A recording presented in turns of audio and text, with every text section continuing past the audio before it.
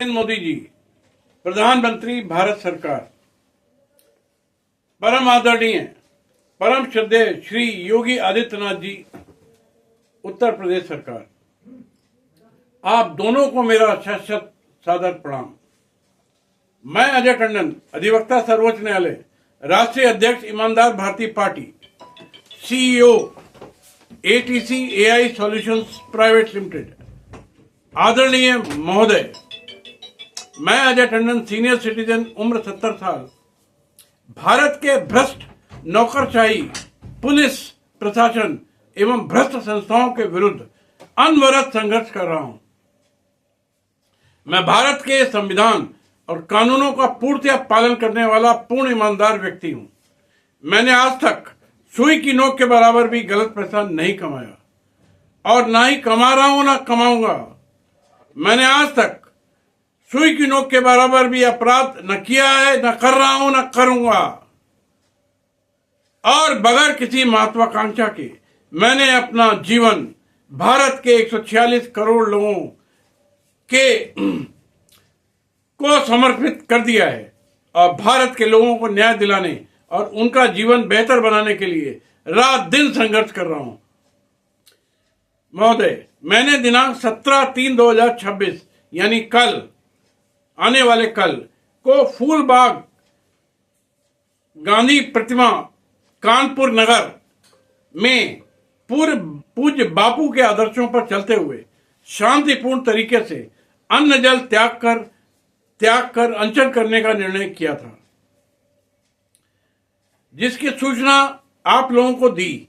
आप लोगों को पिछले 1 माह से लगातार सूचना दे रहा हूं और मेरे साथ मेरे अनशन स्थल पर 5 लोगों से भी कम लोग होते हैं और पूर्णतः शांतिपूर्ण होता है।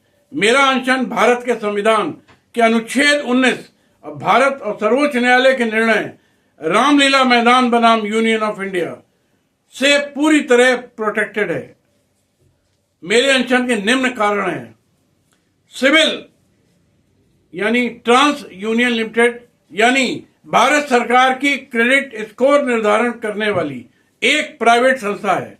इस संस्था ने पिछले 20 वर्षों से मेरे नाम से 2 फर्जी डिफॉल्ट दिखाकर मेरा क्रेडिट स्कोर खराब कर रखा है। मैं लगातार लिख रहा हूं, कोई सबूत नहीं देते हैं।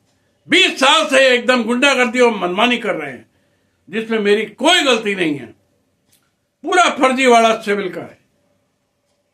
और इसके साथ साथ सारे पत्रों की और direct reserve bank of India के गवर्नर को मैंने पत्र भेजे, कोई कार्रवाई नहीं किसी द्वारा। 20 वर्षों से सिविल द्वारा कोई सबूत नहीं दिया गया। मेरे साथ सिविल ने फर्जीवाड़ा करके सिविल ने बैंकों में मेरा रिकॉर्ड खराब कर दिया और जिसके कारण भारत के 146 करोड़ लोगों के लिए न्याय दिलाने के लिए एआई आर्टिफिशियल इंटेलिजेंस के मेरा प्रोजेक्ट बाधित हो गए। सिविल के उपरोक्त फर्जीवाड़े के पीछे आरबीआई गवर्नर संजय मल्होत्रा की अकर्मण्यता इन अक्षर है। इनको लगातार पत्र भेजे भाइयों और महोदय, लेकिन कोई जवाब नहीं।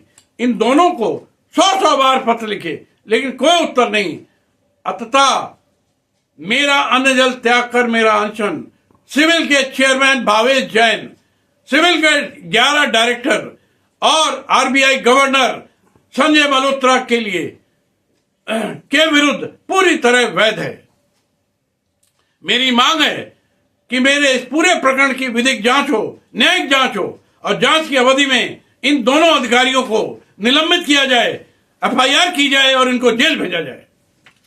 अनशन के अन्य कारण थाना गोविंद नगर पुलिस द्वारा सहारा ग्रुप के द्वारा 250 लाख करोड़ का फर्जीवाड़ा 50 करोड़ निवेशकों के विरुद्ध, जिसमें 12,000 निवेशकों ने आत्महत्या कर ली है, की परवाह न करते हुए एक पूर्ण ईमानदार आईपीएस वर्तमान मंत्री श्री असीम अरुण द्वारा आदेशित एक पंजीकृत एफआईआर प्राथमिकी, जिसमें मेरे द्वारा 27,000 पन्नों की सबूत दिए गए हैं, को असंवैधानिक रूप से क्लोज कर दिया, फाइनल रिपोर्ट लगा दी, बंद कर दिया।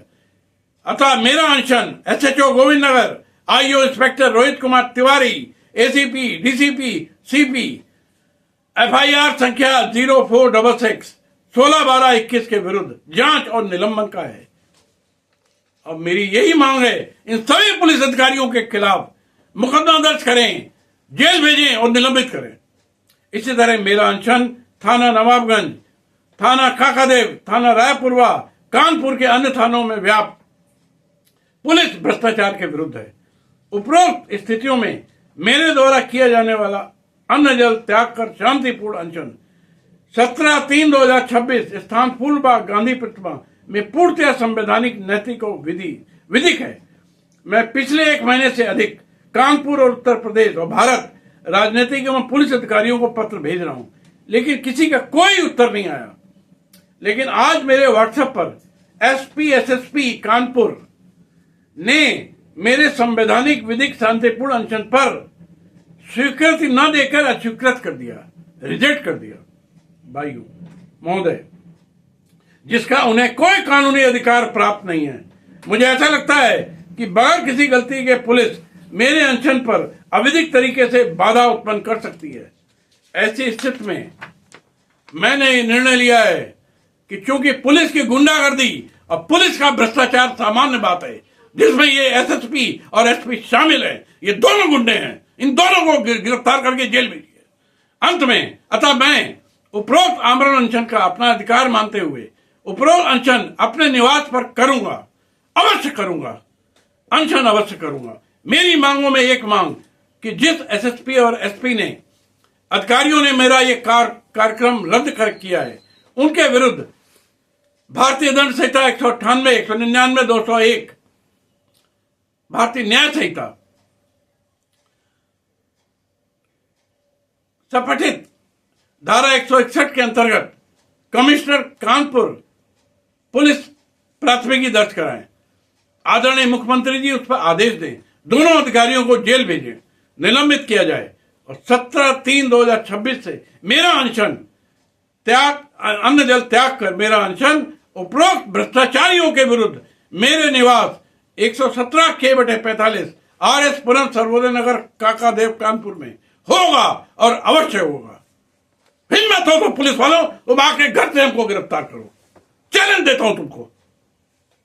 आदरणीय प्रधानमंत्री जी, आदरणीय मुख्यमंत्री जी से सविनय निवेदन है कि उपरोक्त सभी भ्रष्टाचारियों को तत्काल निलंबित करके जेल भेजने की कृपा करें।